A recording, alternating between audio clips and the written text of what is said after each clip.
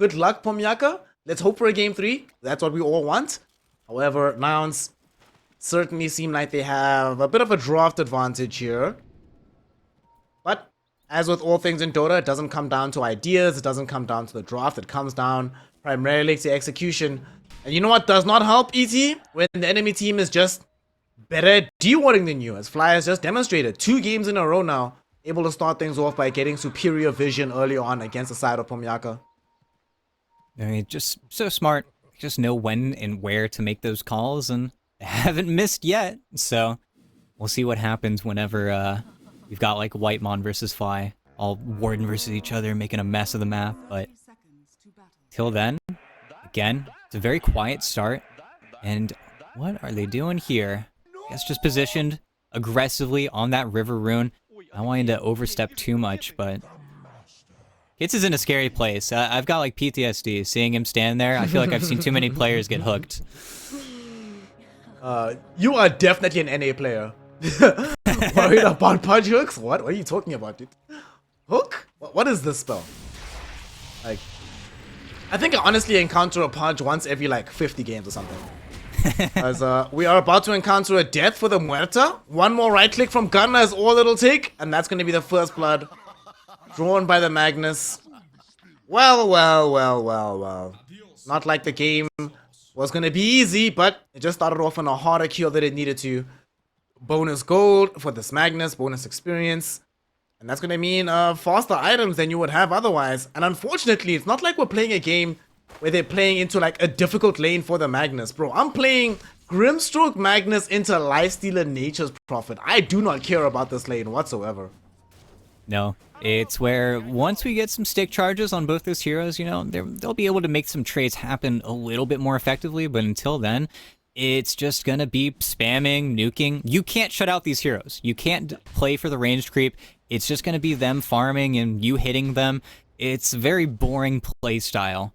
At least he gets control over that sentry, over that large camp, but well, it's already working to get control of that. Stormstormer, beautiful play, easy deny, simple stuff. So talk to me about this mid lane matchup. You've assured me that Earth Spirits should not lose matchups too often. Oh, we just see a kill happening on the Nature's Prophet top. That's not too surprising. We already outlined how strong this lane can be, but how is this mid actually going to pan out? What can we expect from Kits here? Well, so same thing as it should be. Once you get level 2 in that Boulder Smash, you can get the ranged creep. All you have to do is walk up, but that's where Stormstormer is just going to click you over and over and over again. It's where all you can hope for is getting lucky on the server ticks for your rolling boulder, so that way you can actually dodge out those EMPs. But what Kits should be doing in this lane, just dumping mana. As again, top, I mean, they've got the levels already stacked up on these 2 heroes. They hit the level 2 early, but I mean, they just press their advantage perfectly. They get exactly what they need. They just know what they're doing. Bro, does Gunner have a killing spree at 2 minutes on Magnus? Alright, seems fair and balanced. I see no problem with this. He's mad about his deaths. He was not happy with himself in game 1. He's looking for that perfect game now. I mean, to be fair, maybe he knew that I was casting him. I was gonna send him messages flaming him. Be like, what the hell were you doing, bro? What happened here? What's going on? New player, new player. New role, bro. New role. Give me time. Okay. Exactly. Always gotta have the deniability. His bot lane, though, this is a little more boring. The lane's really far up, which should be cause for concern for Yuma, but actually with the way that the trees are down here, it's very difficult for Love to find that angle to get the dead shot into him. So when it comes to breaking through that refraction, the stars kind of have to align for that play to happen. Otherwise, it's just trying to deny and getting those ranged creeps, farming the large camp. It's another lane where Yuma is completely happy with just a draw. Sadly, oh, Gunner gets another one? What? Okay. Dominating streak early on for this Magnus. Not that far away from having power treads now, having boots fly through. Most farmed hero on the map by quite some distance. He is, yeah. Okay. The thing is, we used to see a portion of these carried Magnuses even from the offlane. And if this kind of performance continues, we might see one of those scenarios emerging once again. They cannot, like we just saw the Nature's Prophet TP top away from Kits, cannot afford to die again. But what sucks is that even though he gave Kits this bottle refill, Kids is already down to half HP, dude. Getting bodied by a Stormstormer yet again. No, and it's where, because top lane has been so successful for nouns, it's not that Kits necessarily needs it, but you're not getting that play. You're not punishing the Invoker. You're not bringing both supports at 4 minutes to not only help out Kits, but make a play happen onto Stormstormer. Instead, you kind of just have to idly sit by and watch, and okay, bit of whiff there from the man himself, so Kits will get a double water rune, refill. But no, maybe not, because Lelis is there to keep you down. It's where, so successfully, that bigger brother, that upper level team, just always knows when to bring those supports to the mid lane while not leaving out on their side lanes at all. Really great plays coming in right now from Nouns as top. Gunner, despite the fact that Layla's left for a little bit, is absolutely safe. He got so much early farm that he feels quite confident in posting up right now. And he knows SMN is very far behind. They're actually going to go on to this Lifestealer. They know that he already used the Rage. He's going to get skewered back toward the creep wave. Stroke of Fate slows him down. Rage is back online. Nice little Sprout. And there is no Quelling Blade available just yet from Gunner. It was on cooldown, but he does have Shockwave, and he has Skewer in 7 seconds. There's no way that this Lifestealer gets out of this one. He dodges both spells, though. 2 seconds for the Skewer. He pops the magic wand on Gunner. Skewer forward, gets both heroes, and is able to get the initial kill. And now they might set up for more. Inkswell stun, holds his Nature's Prophet in position, gives Gunner a double kill, and an unstoppable streak. 5 minutes in the game, ET. He already has 6 kills. It was almost a fate worse than death on the Lifestealer. Even if you walk back to that lane, you're not in a pretty shape. You're not able to walk up to the creep wave, but double kill, walks back to base. It's a little bit of a reprieve, and at least they're trying to make a play happen bottom here, but same story. Kits isn't level 6, and nobody has vision. Oh my god. Okay, there's the dust.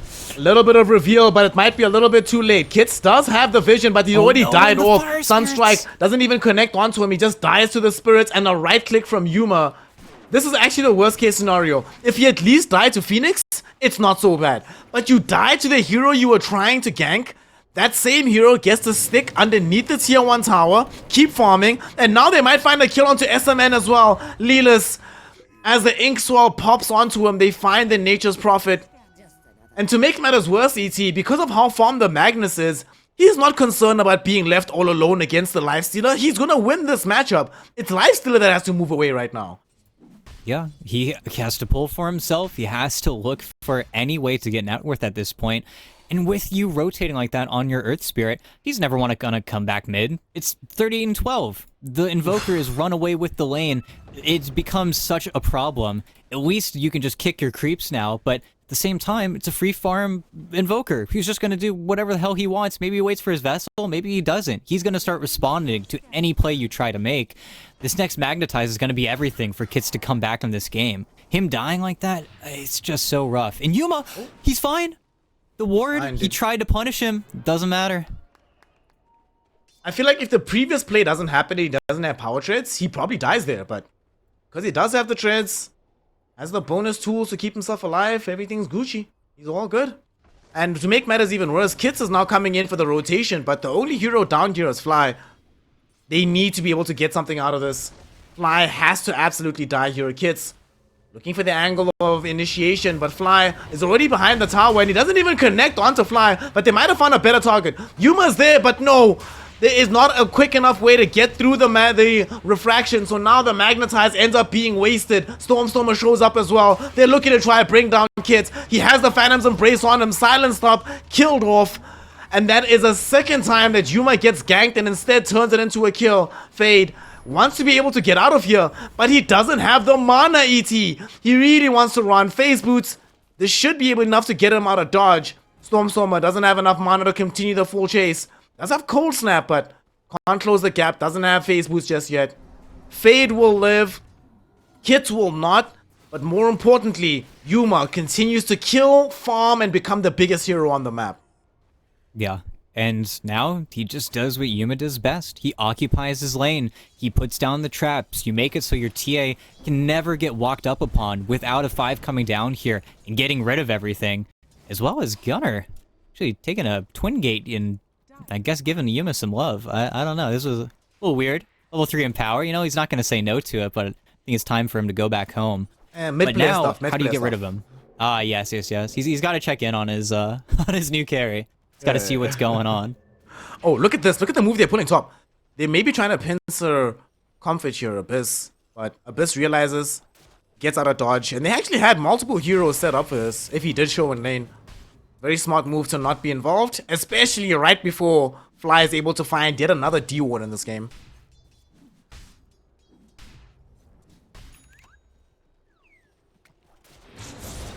RP? Oh, they actually just hit him up with the heads up RP. He's actually gonna die here. Does he have Infest? He does. He needs to get out of here. Doesn't get out in time. They bring down the life. That was so casual, ET. That was way too relaxed. That was like Kill Bill walking into your house, shooting you in the face, going home like it's no problem. He thought, oh, this is a Magnus trading with me. I've been doing this the past 9 minutes of the game. And then he gets RP'd. I don't even know if the Sunstrike ended up connecting, but it doesn't matter. It was enough. Perfect silence, perfect chain stun. It's going to be like a 10-minute blink dagger onto Gunner. And at least they get Yuma. There's no way for him to survive through it. The dot's too much. It's an Arcane Rune usage of that Magnetize as well, so it's going to come back up. But man, Kits is just not in his lane. Stormstormer's just beating on that mid tower. He's making the space. At least you get Yuma and you box him out. And a lane that he probably won't return to. This is where he probably switches over to those Ancients, to that side of the map. By the way, fantastic Ancient stack as well. So not like he's going to be too sad about rotating towards the Ancients on TA. Fam? Gunner has Blink. Yup. How? This is a 10-minute blink dagger on a Magnus. Are you kidding me? That's insane. We'll see how it pans out after this fight in the mid lane, where Stormstormer misses the tornado onto Kits. Kits gonna try to get himself away as Fly will be able to pop the supernova, killing off the Muerta in the meantime. Kits was unable to escape away from Stormstormer, and now here's Gunner revealing the blink dagger onto this pomoika lineup, getting himself a double kill in the process. Not even needing to commit the RP. It's been a long time since I've seen a Magnus show up without RP and still get a double kill. Nouns, yes, they might enjoy a less gold lead than they did in game 1 at a similar time marker, but wow, does the game feel somehow even more dominant than it did in the first one. Yeah, and don't worry. Once Yuma farms up these Ancient stacks, then maybe maybe we'll be right back there. Oh, no. But it's not looking good. It's where this Lifestealer is a shining light in the darkness. Abyss is working towards anything at this point, but the 4-stack of Ancients, kind of self-made from Yuma as well. Definitely a little bit of help there from Lelis, but makes the time to stack for himself. But this is a blistering rate, something that Yuma's always been so adept at doing, just getting items completed. It's going to be like a 13-minute deso, and then that's where, it's similar fashion to game 1, they're going to force that nighttime Roche, try to kill it at 15, 16 minutes, and you'd hope that pomoika puts up a fight, because without that, I mean, Nouns are just looking for a 25-minute GG at that point. Look at this. About to get another kill. Kits dead for sure. For sure. Saws my G. Wait, what? Alright. Gunner was trying to be too cool. Cool guys don't look at explosions, but professional guys do. He looks back, sees the explosion, they get the kill. And that's going to set them up for a very easy push on the tier 1 tower. He even thought about RPing Abyss there.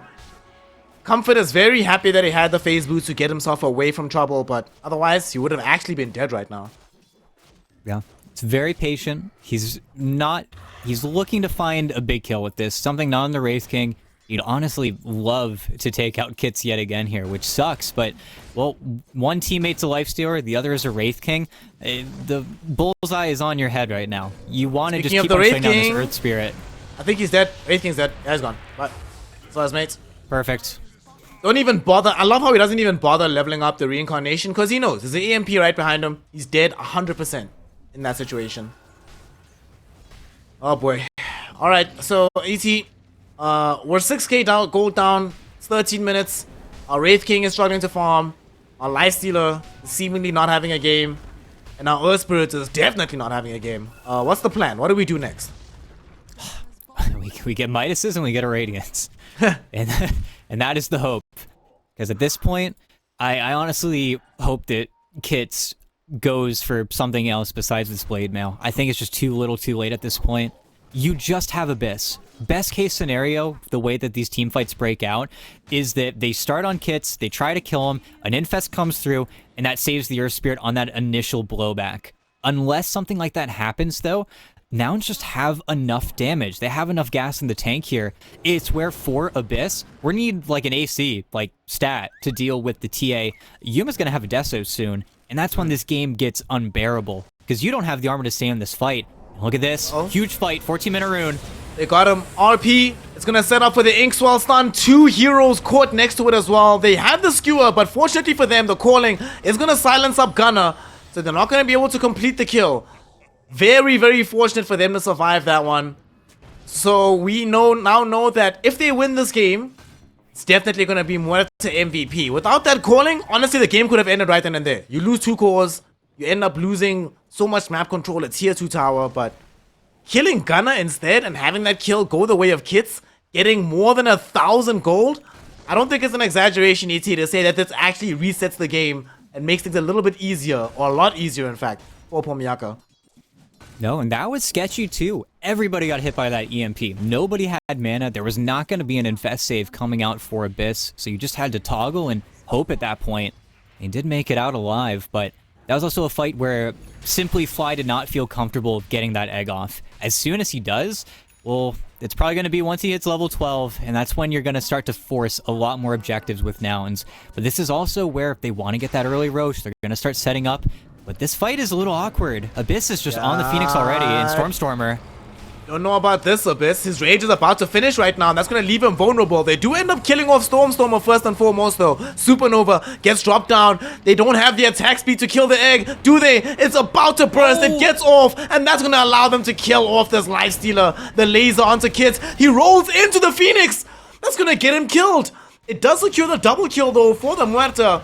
With the additional stun onto Gunner, can the Magnus get out of dodge? There's going to be a very nice little stun from the Inkswell. It's not going to be in range of the Wraith King, though, as he backs off just in time. And now that Yuma has shown up, they feel a lot braver on nouns fighting into this one. Gunner looking for an initiation. Messes up the blink, though, so doesn't find the angle for the skewer back. It's going to leave Yuma a little bit bereft of the necessary damage. Nonetheless, though, they still kill 2 very important targets, and now Stormstormer has respawned, enabling them to bring down Fade. Gunner skewering him back. Oh my god! Getting 2-shot by the TA. Gunner credited with the kill, but Yuma doing all the work. Nouns.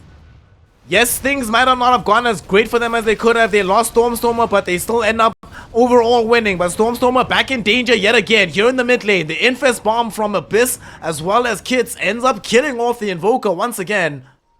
So although they are on the back foot overall, pomoika, as you mentioned, ET, unwilling to just sit down. They put their chests out. They're actually playing Dota, trying to win this game. No, it's very admirable. It's what you got to do. You feel like you're down and out. You feel like you're not going to be able to win this game. Get a few Midases, get some farming items, get a few pickoffs, play up on the Invoker, who is still building himself up as the hero needs, and you've got something to play for. This is something you can't play for, though. You just use Magnetize. I think this is a Roche that you're going to have to give up. But this is natural. This is what has to happen. Yuma even doubles back for a shard of his own, which absolutely love. Makes him even more of a team fight threat. Can no longer stick around in TA Town. As soon as Yuma gets set up, you need to have those sentries down or you're going to fall apart in these team fights. Especially all these heroes that do not have dispels. There are BKBs coming, but not for a very, very long time. It's where currently, if you're pomoika, it's mode dodge. You have to look around, you have to wait, you have to get tankier, and then we can talk. Because we are playing versus ranged, physical damage dealing cores.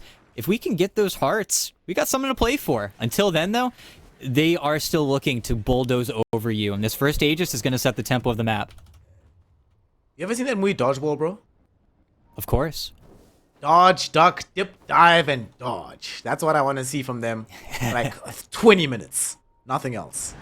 Exactly. Sadly, and they can pull it off. I don't know, though, because they are going against Patches O'Houlihan and going in for the fight, but they find Lilas all by his lonesome. Well, what does Patches know? He drinks his own piss. He doesn't know everything. Get a nice kill. That's gonna... this is gonna help, because now Abyss can actually farm these Ancients beforehand. Almost for the last, like, a game and a half. This game and the last one, it's felt like this was no man's land for them, their own ancients, but at the very least this time around, he's going to be able to accrue some easy net worth that way. Oh, yeah. And you keep the pressure on. You keep the lineup spread up a little bit more. Without the Grimstroke, they don't feel confident enough to make an egg play, even though Fly just got level 12, so a few more hits to give in that egg makes it that much more likely to get off. I'm very surprised that they're showing here in this bottom lane. They don't have Blink Dagger on Wraith King, so don't really think that showing this far up in the lane is a wise decision, but look at the Earth Spirit. They're going to see him first, and he has to go forward. Invoker was baiting. Stormstormer was baiting. Now they know there's so many heroes here. They will actually find an Inkswar stun on the 2, RP on the 3, Supernova right next to them. Everyone's going to die and evaporate. The Supernova burn will not be enough to burst onto the Wraith King, but Yuma has more than enough right-click damage to put him to bed. A triple kill for the TA. A team fight win for Nouns, and that is even more pain put towards Pomoika. And man, you mentioned you're surprised they're showing. That move from Stormstormer was so telegraphed. He was baiting so hard and they took it hook, line, and sinker. They were expecting just another simple roll, kill, get the pick, whatever, but even in that play, Abyss is not connected. He's farming that entire time. The Lifestealer is not playing with you at all. And they just don't make that decision quick enough. And there's no escape plan. Once you're stuck, you're stuck. They have too many ways to lock you down, slow you up, and kill you off. Now it's just a matter of how long can you keep these tier 2s alive. Because then, at least you can get out onto the map. EKB getting built up by Abyss as well. Just giving him something, some longevity in these fights. But he can still just straight up die, right-click to death by Yuma. He gets hit by a few too many melds, and then he evaporates just as easily as anybody else on his team. Bro, this is actually so funny. Fly was drawing the line towards the Tormentor, being like, hey, Yuma, you're in the area, bro. We should just take the Tormentor, because, you know, you're TA. You're not going to die to this thing. And he didn't want to do it, because he's like, there's enemies here. And then Fly's like furiously drawing on the map, like, go Tormentor. Okay. That's why Fly's on the team, to give this kind of advice. He's been around the block, knows what's up. And they will get the Tormentor for free. It goes towards Gunner. So, nice little upgraded Shockwave. And also, they've got a Siege Wagon coming in as well. So, tier 2 tower bottom should almost certainly fall here. And they might be able to get back to defend the tier 1 in the top lane. There's going to be a Stormstormer going in first. He finds Kits. Kits is going to die for sure. And now, RP not available for 3 seconds. In 3 seconds, he would have been dead on the Lifestealer. But that time duration allows him to TP out. Nonetheless, though, the move fails because they don't get the tier 1 tower. They lost their Tormentor in the bottom lane. They lost their tier 2 here. So even though Lifestealer survived, does this really feel like a victory at all here, ET? No, I feel like Kits wasn't even planning on connecting onto Stormstormer there. He's just hunting in the Ghost Walk. He knows what he's doing. I think he wanted to connect onto Lelis, but even then, he knows he's in too deep. He knows he can't do anything. The only thing you can say is it's space. Fade is farming, you've got Abyss farming, you've got the lanes slightly pushed out, and the Aegis is dying in 30 seconds. Are you sure Fade is farming? I think Fade is dying, bro. Fade is about to die. EMP, so there's not going to be any reincarnation. I mean, you can pop the wand charges, but you still have your reincarnation on cooldown. So, easy death. And this is probably going to lead into a tier 2 tower in the top lane, because there is absolutely no way I can see Pomoika coming to defend this. No, they just push in. They want to keep this mid lane past the river just so they have an easy way to get onto that next objective. That's why Gunner and Fly are kind of posted up there right now, as they're actually looking for Kits, and no way. This is going to be really sad. Oh man, this is so sad, dude. Well, alright. Cool. So that is Kits's 8th death in this game. In the previous game he died how many times? 5? Okay, 5 is not so bad. Okay, so it's not so bad. It's bad, but it's not so bad. It's difficult, right? When you have Muerta NP as your backing support duo, the enemy team just knows. They're very aware who the playmaker is on the team. You get singled out. They know, hey, if Earth Spirit's dead right now, guess what we can do? We can hit this tier 3 tower. Why? Because who's gonna jump us? The guy who's respawning? No. We're forcing. And, oh no! There's already a harpoon reveal going in onto the Muerta. She is dead.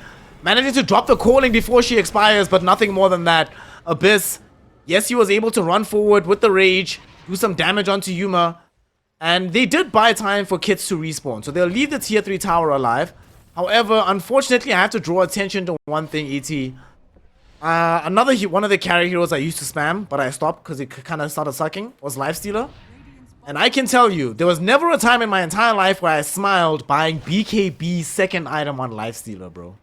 Especially not this BKB. It's not pretty. It's not an easy decision to make either. Of course, you've got effectively 14 seconds of spell immunity or spell resistance, you know, messy wording, but here's the angle. They go on the back line, they find something. They might be able to assassinate the Grimstroke, and they are able to do so, but Supernova came out too soon. They can't stop it. They need to get out of here. The stun, it only connects onto Kits coming out of Fly, so maybe they can re-engage onto this. The roll will connect onto Gunner. Yuma able to get some right clicks out onto Faye, taking away the first life. Gunner kills off Kits, but almost certainly will die from this. No, he doesn't. Not just yet, though. They do eventually kill him. But the investment is quite high. Simultaneously, though, Yuma gets surrounded by this Nature's Prophet and this Muerta. And they are finally able to punch through the refraction, kill off the TA. And although it ends up being a 3-for-3 engagement, given the way this game has been going, this is a resounding teamfight victory for Pomoika. This is going to keep their tier 2 tower alive. And maybe, just maybe, give them a new lease on life. As I say that, though, Stormstormer with the double damage rune comes back for the assassination. He's like, you might have taken out my team, but I'm gonna get it back in blood, cuh. Find the assassination. He's so casual. He just shows up after the fact. He's still got the ward. He knows. He knows he's doing it. He knows he's getting away with murder. But that fight's brutal. It really is. The Lifestealer didn't even want to go back in, but somebody comes. TA's dying. Refraction. Yuma just mans up. He one-shots him pretty much in that instance. But it's a 3k gold exchange. You claw back something. You get so much on the cores that did survive. Fade has a blink now. The Wraith King can actually start some of these fights. It's something to play for. The question is, will they have gained enough strength to contest this next Roche? Because come that next Aegis, that's when Nouns don't just look to take an advantage. They don't just look to push for another victory. They're trying to end the game with this next Aegis. It's the classic TA second Roche. You move in, you take the rest of the map. If you don't get 2 racks with your second TA's Aegis, then you're probably doing something wrong. And can Pomoika actually contest versus it? Or is it still too little too late? Because that's where the game's going to slow down really heavily in the next few minutes here. But as soon as Roche is alive, they've got an incredibly tough decision. So, unfortunately... Oh, nice. Oh, SMN can't finish off the courier. It had the Mystic Staff on it. Was going to deny the Hex away from... Oh, the Sheepstick... Shivas, not Sheepstick. Away from Fly. Nonetheless, he finishes off. So, I've got a question for you, right? Good kill that just happened. Obviously, they have some Radiance. It's going to help against some of the physical damage. How many items does Lifestealer need to contest TA with Deso, MKB, Blink, D-Lance into Hurricane Pike? Ideally, you have AC, Scotty, Basher, probably somebody on your team has a Halberd, and then we've got a fair fight. Until then, though, just walking up to her is a risk, and, well, they see the smoke now. That Cataclysm will dispel that. But most importantly, are they going to get cold feet now? Is there no way for them to get top towards that Roche pit? Because if there's no shot... I've got a lot of smoke duration, but they gotta go yesterday. There's no way. If they were the ones playing with the Magnus, there is a way, but if you don't have Magnus on the team, your only team fight is what? Earth Spirit? I don't see it. This would be, in my opinion, a suicidal jump if they went for this. Okay. No way, Gunner. He reads it. Oh, they found Fade. They get the catch. He was trying to approach on the left-hand side here. They take away his first life. Yuma also able to snag away the Aegis. In the meantime, Lifestealer in the pit, tanking all the right-click damage. He is about to die. Stunned up as well by Fly. They enable a double, make that a triple kill in the middle of this team fight. It's a double overall for Gunner, but they want more. As they will be able to skew away this Muerta. She gets hit by the long-range Mal Strike. And Gunner just finishes off by tapping her for a triple kill. I told you, ET, approaching that fight is actually suicide in that situation. And unfortunately, it seems that Pomoika not necessarily opposed to the concept of self-determination. Or self-deletion, rather, in that situation. Yeah, and of course, you know, Gunnar, he might not look as superhuman as it is. He had TA Trap scouting them the entire way. They have the scan, they've got the read, but having the balls to skewer them into the dying Roche is just another level. Of course, knowing that the Infest has already been used, times the RP perfectly, times the egg perfectly, it's just another beautiful executed fight in which now, what do? Yuma's on your racks, everything's blown wide open, they've got no spells, but they've got not a care in the world. You use the Aegis immediately, but 28k gold up. The only thing you have looking up for pomoika is that nobody had to use a buyback in that situation, but that's about it. That's all that's going for you at this point. And Fade, oh boy. Is this going to be a slow death? He TP'd down here. It's not going to be slow, my friend, because he doesn't have any way to survive this. He is just quickly dead, very quickly dead. And again... Well, yeah. This is Dota 2. This is some Dota 2, bro. 30k gold lead. So across both games, the gold leads have been pretty substantial. Right now it's at a K a minute. But the scary thing is at a K a minute, despite the fact that nouns hasn't necessarily been accelerating the pace all that much. It's been... You said this word many times today, textbook Dota. This is just like the formula of how you should follow if you're in this position. And they're making it look so clean right now. A lane of racks about to fall on the top side of the map, on the bottom side. Top side gone already. And this might be the last fight. Roll in. They're looking to try and bring down Yuma. He doesn't have an Aegis right now, but there's an RP coming in from Gunnar, catching two heroes with a Cataclysm bouncing on it. Kits is gone, so is Abyss. They skewer back this Muerta. She is maybe the only option, but her options are gone. She is dead. Flyer pops a Supernova, ensuring that they get this stun up onto Fade on the secondary life. They kill him off. He has no buyback. The only person who had buyback was Abyss, but now he's being corralled, surrounded by the nouns players, and his life is forfeit. Walked back, did what he could, but it turns out, what could he do? Not much. GG, well played is called, and nouns grabbed the 2-0, and even though TSM dismantled Fort Studios earlier today, I must say, nouns' victory might be some of the biggest stompiness that I've seen.